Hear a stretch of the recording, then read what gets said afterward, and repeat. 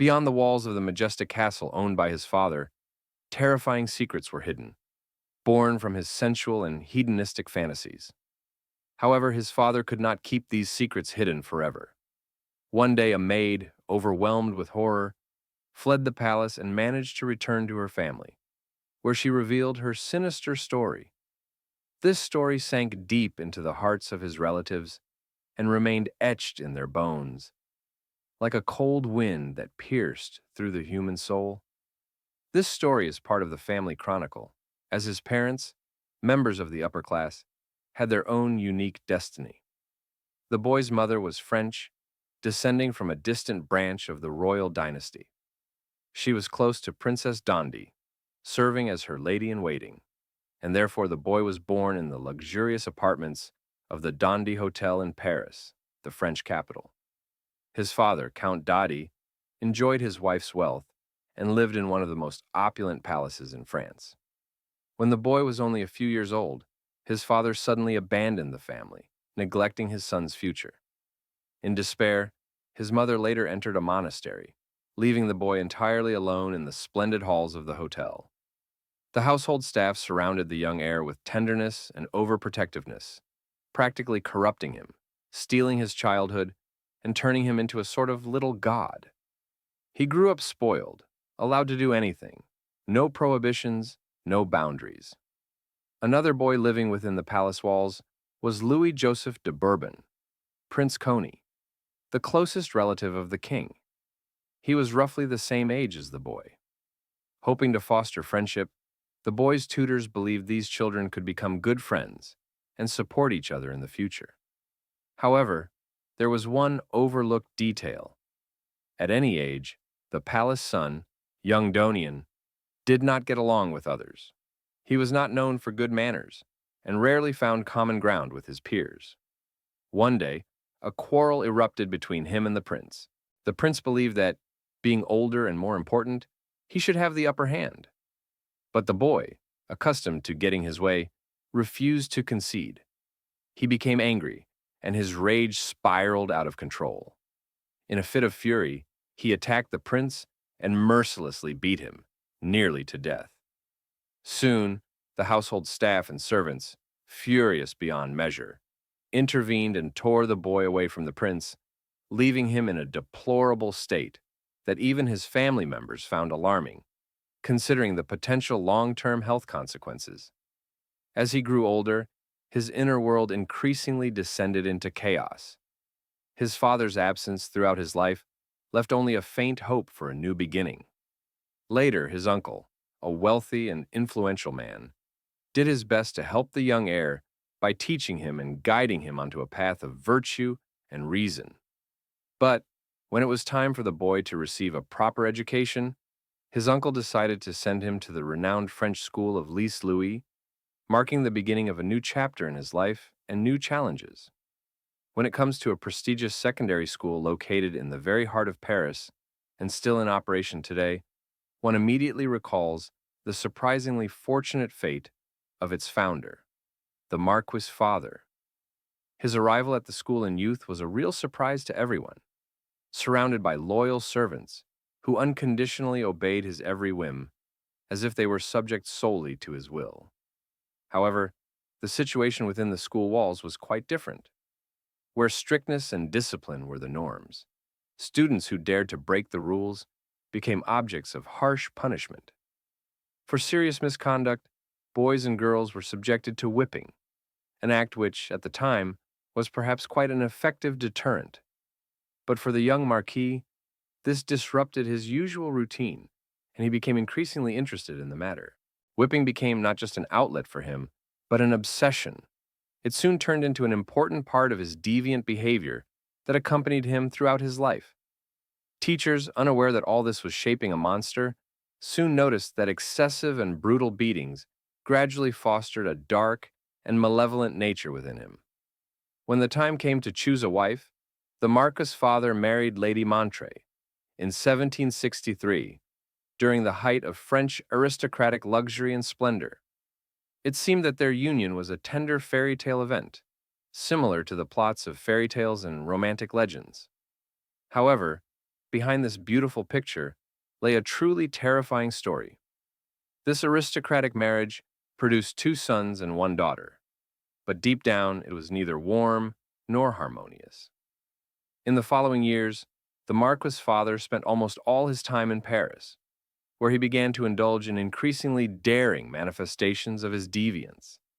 He gained notoriety for his libertine lifestyle and openness to immoral passions, making him quite well known in the city's circles. His behavior became so provocative and scandalous that the local authorities had to start monitoring his actions. He was involved in several brief criminal cases until the Parisians reached their limit of tolerance, and he was exiled to his castle in Lacoste, completely cut off from further contact. But, of course, this was only the beginning. His true awakening occurred only after his father's death in 1767. At that time, his father held the title of Count, but the young man, having changed his name from Dadaan to a more imposing one, Marquis, quickly realized that this title sounded more attractive to him and, for some reason, even more fitting. Part 3 of 9. Raised amidst luxury and caprice, spoiled and quick-tempered, the young man gradually developed a tendency towards sadistic inclinations. Behind the walls of Lacoste Castle, he began to persistently explore his most wild desires. He hired only the most attractive young men and women, forcing them to participate in his scandalous and depraved games, turning the castle into a place where complete freedom reigned for his dark fantasies and insane experiments. Over time, the Marquis Dada's activities crossed all boundaries, and he began to behave so recklessly that it caused genuine horror. He forced a woman to participate in his bedroom games, which involved cult symbols such as a cross, shocking her to her core. The woman was so deeply shocked and frightened by this that she ultimately ran away from the castle, literally fleeing to a place where she could find safety. She headed straight into the hands of the authorities. Following this event, law enforcement stormed the house, arrested its owner, that is, his father, and chained him up, subsequently charging him with offending religion, which at that time was considered an extremely serious crime. Over time, the Marquis's actions became increasingly alarming and horrifying. In the following years, he embodied depravity and abuses, and in the year 1768, he was once again chained, this time as a result of another arrest. One of his maids, who managed to escape, reached out to the authorities and told them a terrifying story. There were imprisonments, torture, the use of knives, and wax melted by candles. 2 years later, in 1772, he and his servant named Later were found guilty of sodomy with 4 women. In that era, the punishment for such a crime was execution, and for the first time in a long while, in the eyes of the law, Marquis Dada truly faced the brink of death. This meant he had only one option: to flee. And that's exactly what he did. Together with Later, they fled abroad, escaping their pursuers and hiding in Italy. However, their escape didn't last long, and soon fate brought them back into the hands of justice. They were soon imprisoned, this time in the fortress of Milan, located in the Sceaux region of France. The Marquis, being a very clever and resourceful man, along with Later, managed to escape from the fortress after 4 months of captivity and secretly returned to their homeland, Lacoste. There he was reunited with his wife, and once again, an era of insane entertainment began at Lacoste Castle. And if anyone assumes that his wife was merely a witness or a victim in all these events, they are mistaken. In fact, she actively participated in many of his immoral ventures, playing a key role in their execution.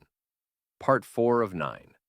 One might think that the death sentence hanging over the Marquis would have softened him and made him cautious to avoid further trouble, but that was far from the case. His next series of misconduct included the kidnapping and imprisonment of an entire group of women and a man for an entire 7 weeks. Such madness, bordering on outright anarchy, is hard to call entertainment. It was a true criminal offense.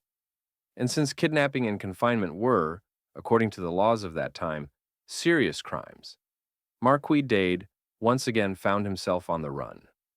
He escaped to Italy, hoping to find refuge there from justice and to recover after the new dramatic events. But even while abroad, the Marquis could not resist his dark passions and temptations for long. His ties to depraved pleasures were too strong. Sometimes, it was precisely in the Château de la Coste that he found his true happiness. It was his temple, where he indulged in his passionate perversions once again, regardless of the dangers threatening him and the constant efforts of the law to put an end to his madness.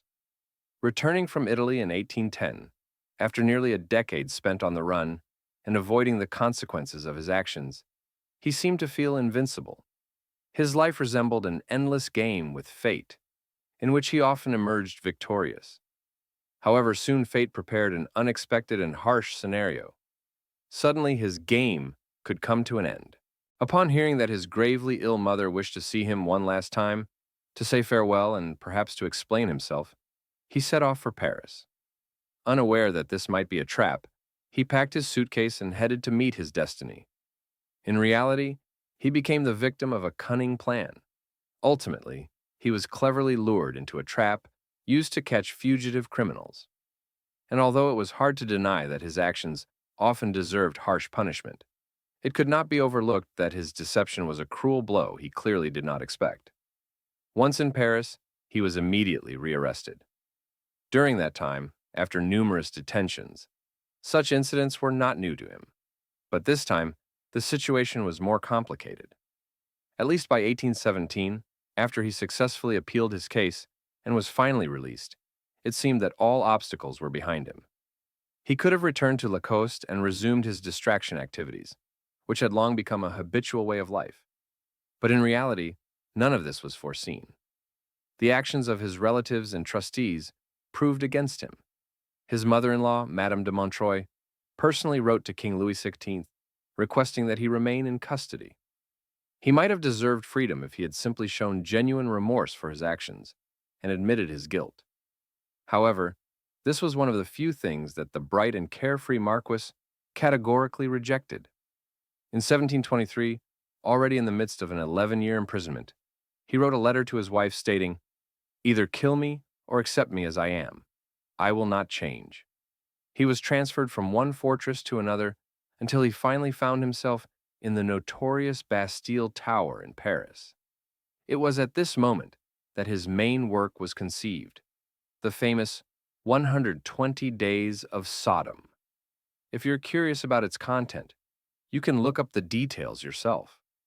The only thing that matters is that the content fully matches known expectations and notions. Obviously, if one of his guards had discovered what he was writing, it could have led to serious trouble or even a death sentence. In isolation while confined, he managed to obtain an extraordinarily long, continuous strip of paper. Using tiny handwriting, he wrote on a long strip, trying to fit his ill-fated work onto a single sheet. When guards or overseers were on duty, he would write very quietly and carefully, completely controlling each letter to avoid suspicion. Wrapping the piece of paper tightly into a dense roll, he hid it carefully in a crack in the wall, hoping for long-term preservation.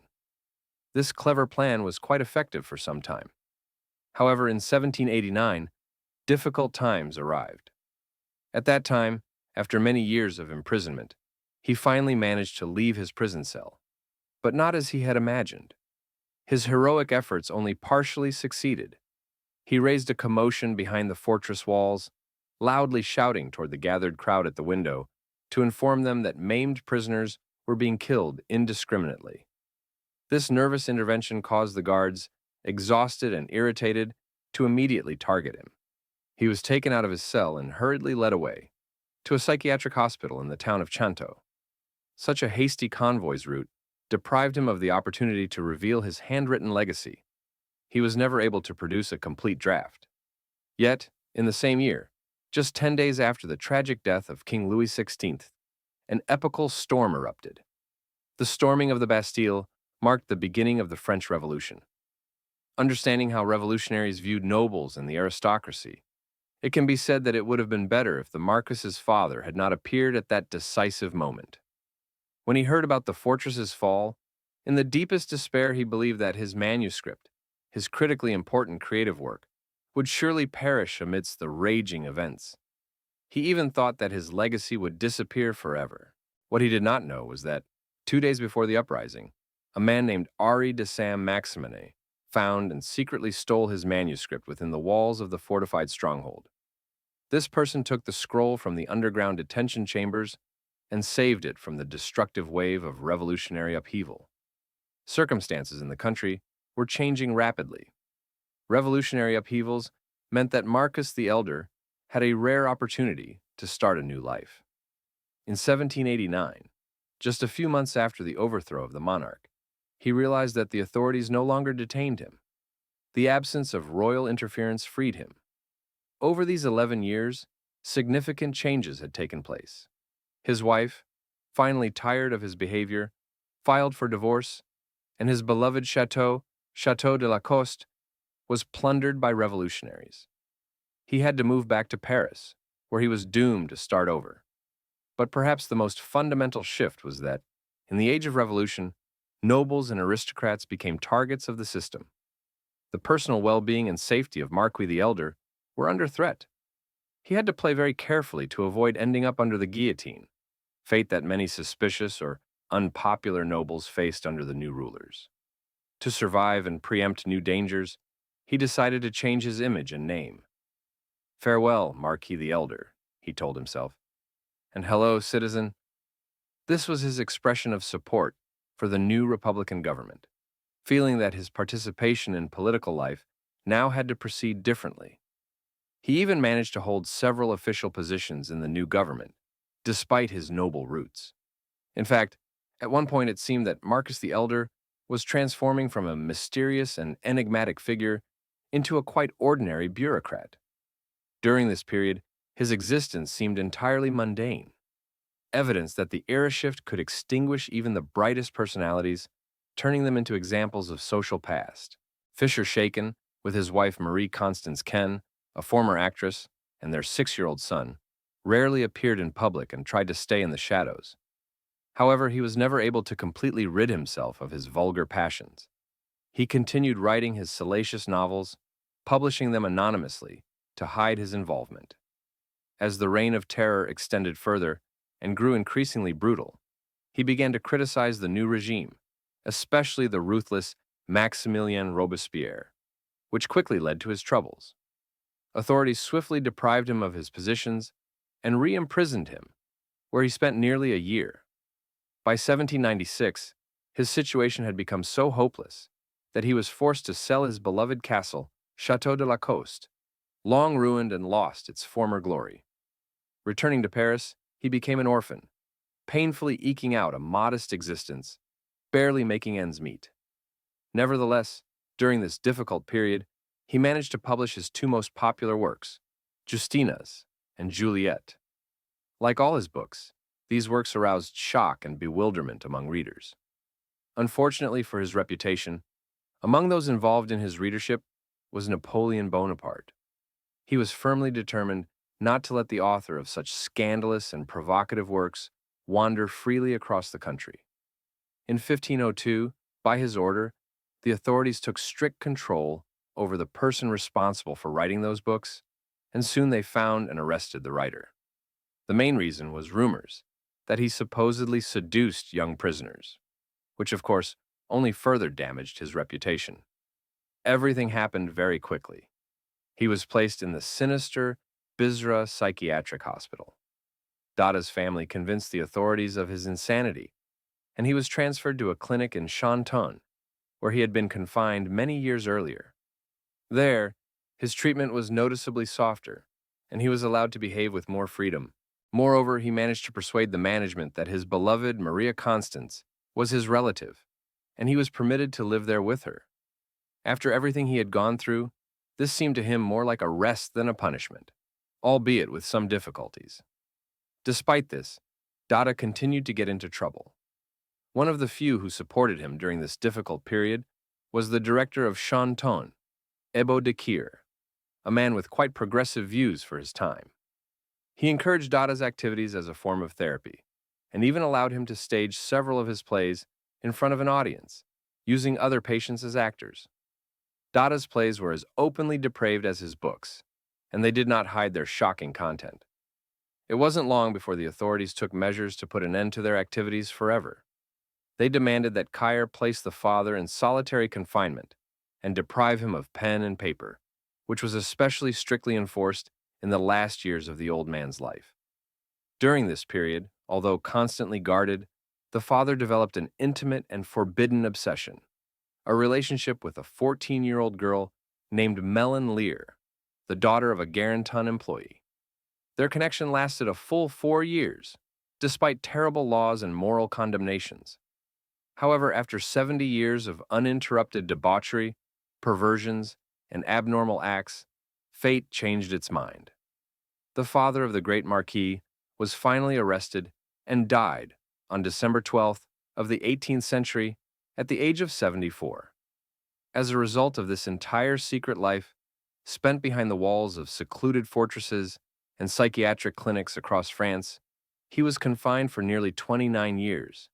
He endured immense suffering, and despite his literary legacy, numerous books and manuscripts, most of his work was lost forever, largely due to the cruel treachery of his son.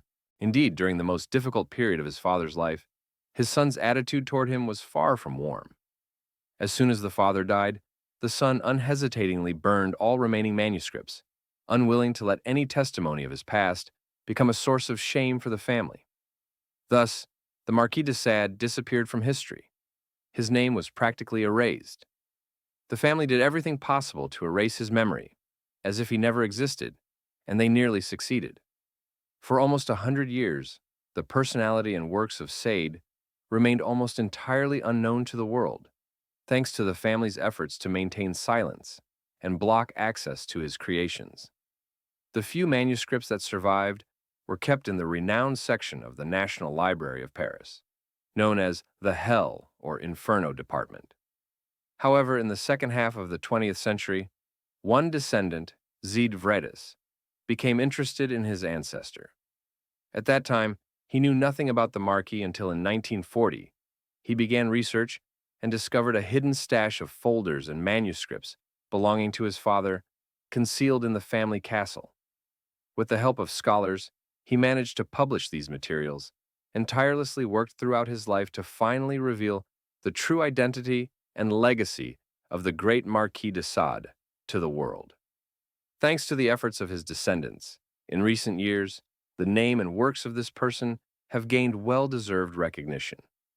The family continues to exploit his legend by creating commercial ventures based on his image and profiting from his fame and reputation, fabricating new stories and popularizing his name. A line of luxury products called Maon de Sade has appeared, along with a winery branded Sade Winery, decorated with a distinctive symbol or signature called a mark on its bottles. This happened in connection with the terrible deeds he committed against his unwitting servants. The story of Maria, a maid who suffered at his hands, is particularly remembered. For his heinous crimes, he seemed to receive a relatively lenient punishment. However, years earlier, his life nearly ended in an assassination attempt. One of the maids, who escaped from his castle and took refuge in her hometown, told her family about Mark's actions. Her father, upon hearing about the atrocities, was horrified and deeply outraged, as the authorities' inaction, unable to stop Mark, only fueled his rage. Consequently, the man decided he must put an end to the villain himself. He traveled to Lacoste with a single purpose: to take revenge on the criminal. Armed with a pistol, the maid's father went to meet Mark, sincerely hoping for justice. He was prepared to act and carried bullets specifically for that purpose. As he approached Mark closely enough to touch him, the man pulled out his weapon and fired. However, miraculously, the gun misfired.